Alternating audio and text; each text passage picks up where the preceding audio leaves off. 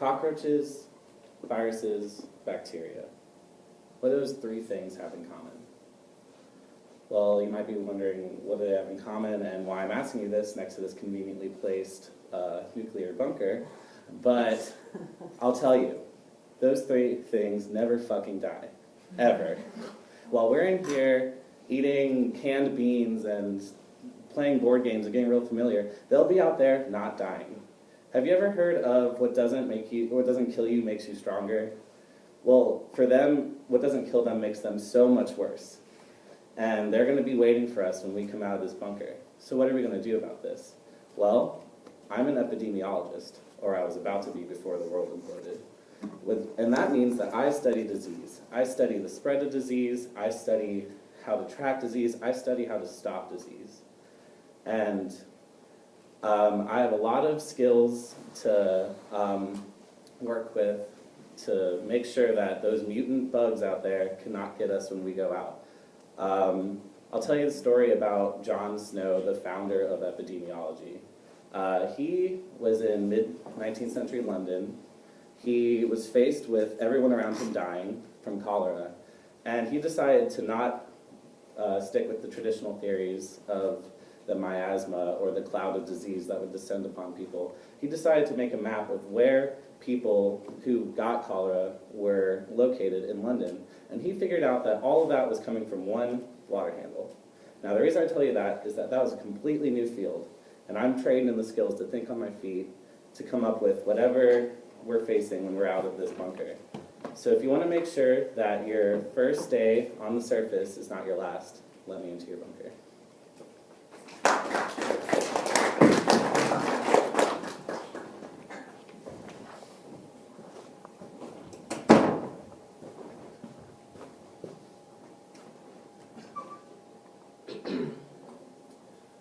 Well, the zombies may have our earth, our buildings, but they don't have what makes us human, and that is the will to survive.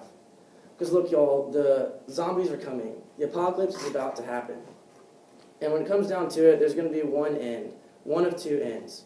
Either you're going to survive or you're going to die. It's going to come down to a choice. Do you want to live, or are you going to take the easy route and let yourself go? And so the way I see it, you have the choice. Are you willing to do whatever it takes to live? Are you willing to do anything at all costs to have that final goal of winning, of coming out on top and living? Because in the next couple of days, you're going to run out of supplies. You're going to run out of water. Things are going to get hard. You're going to wake up with a death contraption on your head, and the guy from Saw staring in the eyes saying, are you willing to make that choice to live? Are you willing to go to the depths of wherever you need to go to turn the key? Are you willing to chop off your arm and get the key out to save the person next to you who's about to die? Because I am. I'm willing to go as far as I need to make me live and to make my friends live, everyone in this bomb shelter. And I've had that experience. I know what it means to have that will.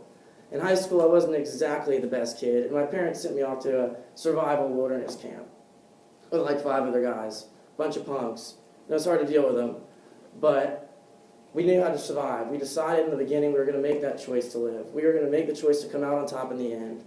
And so we did. We fished, we hunted, we worked together, we made fires, and we made the choice to live, and that's how it is.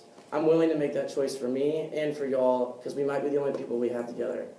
So when we come out of this bomb shelter in the end, I'm willing to make the choice for all of us and get us there. Thanks.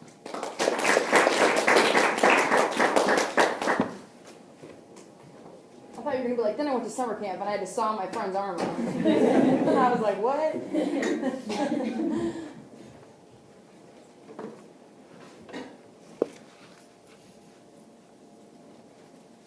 Alright, so as you all know, the zombie apocalypse is taking place, and it's likely that most, if not all of us, have lost our friends and family. Now, I might not know anything about what this is, but I can tell you that I don't want to be the next one taken down by it. It's a human eat human, or should I say zombie eat human world out there for this last spot in the bunker. Let me tell you why I deserve it. So, by a show of hands, who loves food? Alright, so that pretty much makes all of us. As a health and nutrition nut myself, I've learned how to cook delicious meals that are also healthy on a scarce amount of resources over the years. Just as a lioness has her main responsibility of getting all the food for her pride, I'm that member that will prepare all the food that has the nutrients you need to survive. So it's great that others might be able to protect you or heal you or lift your spirits, but none of that's going to matter if you don't have the nutrients in your body to keep you alive.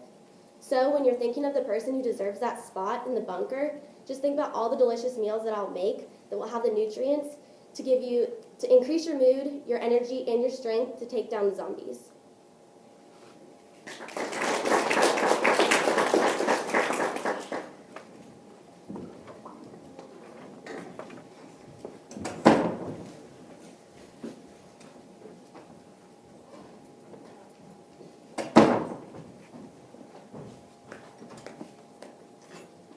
Alright, so before I tell you why I deserve a spot in the bomb shelter, I'm going to tell you about someone who I think we all should agree does deserve a spot. And that's the American sniper himself, Chris Kyle. Chris Kyle is a true American hero. He learned to shoot a gun at the age of 6, he served 4 tours in the Middle East, and he's credited with over 160 kills. He is the true embodiment of loyalty, dedication, and self-sacrifice. Then you have me. I've never shot a gun before. I probably have terrible aim if I do. I'm 5'9", I have a heart condition, and I couldn't outrun any of you if I tried. But damn it if I wouldn't lay down my life for any of you. If someone walked through that door right now with a gun, I can guarantee you I would put my life on the line to save all of you. I don't know how to shoot a gun, but I'll learn. I've never been in combat, but I'll serve. And if I've never killed a zombie, I will. And I will do that all for you. Because one of the most important things we need on this earth, and if we're trying to survive against zombies, will be loyalty, dedication, and self-sacrifice.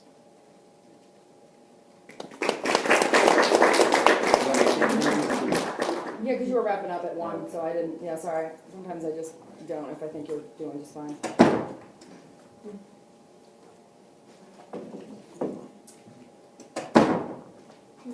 Whenever you're ready. Well, the zombies may have our earth and our buildings, but what they don't have, what's going to keep us alive and successful, is leadership. Now, I'm not saying I want to run for bunker president. We've all seen the movies. The leader is always a hot guy with too many muscles. Obviously not me. But what I'm saying is I'm bossy, and that might sound a little irritating, but I get stuff done. Now, my friends have always told me that my bossiness comes in handy in chaotic situations, and I would say the bomb shelter is going to be a chaotic situation. In high school, I volunteered at a homeless shelter in downtown Atlanta in January, and it was cold, and they had fires set up in the parking lot. We were supposed to circle chairs around those fires so the people that came to eat could stay warm. Well, these lazy kids decided they wanted to put their chairs in rows. How is this person going to get warm from the 3rd row back? Probably not going to work, so I stepped in. And yeah, people got annoyed with me that day, but were the homeless people eating there warm? Yeah, they were. They were warm. Think of me as your strictest professor. You may not want to listen to my rules, follow my guidelines, but you know that if you do, you'll probably do well. You might get irritated with me, grumble about me behind my back, but if you listen to me, you'll probably succeed in my class. So I'm not saying I want to take total control of everything, but with my leadership skills in the bunker, I can promise you an A+ in survival.